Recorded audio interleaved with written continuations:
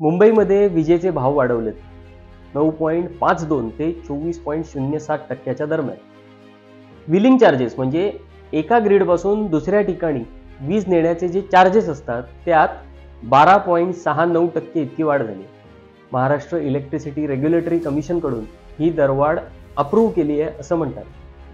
0 ते 100 युनिट्स दरम्यान 9.52% आणि 301 ते 500 युनिट्सना 11.04%.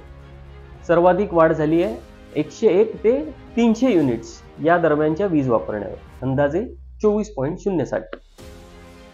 मुंबई आणि महाराष्ट्रात जागेचे रेडी रेकनर रेट सुद्धा वाढवतात, म्हणजे करामधून उत्पन्न वाढवतात. सोसायटीच्या मेंटेनन्स चार्जेसवर सुद्धा जीएसटी लावण्याचा प्रयत्न सुरू आहे. आरटीओने दंडाची रक्कम वाढवली, म्हणजे रस्ते सोमाल्याचे दंड अमेरिकेचे. जगात कच्च्या तेलाच्या किमती प्रचंड घसरल्या. महागाई कमी होऊ शकली असती, पण आपदामे अवसर शोधत इंधनावरचे कर सुद्धा वाढवले. तर देश, राज्य, महानगरपालिका किंवा सरकारच्या बजेटमध्ये करांमधून जमा होणारी रक्कम हा महत्त्वाचा वाटा असतो. आता उत्पन्न जर वाढवायचं तर अर्थव्यवस्थेला चालना मिळायला हवी, मागणी वाढायला हवी, गुंतवणूक वाढायला हवी. त्यासाठी योग्य वातावरण हवं. शिक्षण, आरोग्य यासारख्या क्षेत्रांमध्ये गुंतवणूक हवी.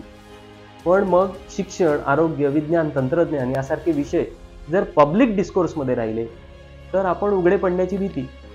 म्हणजे या विषयांनी देशाला, राज्याला फायदा होईल, पण सत्तेला धोका.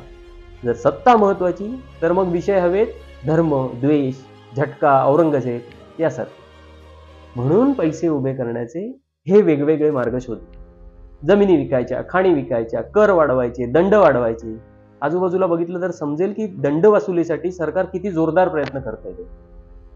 या मार्गांनी भले महागाई वाढली तरी हरकत नाही.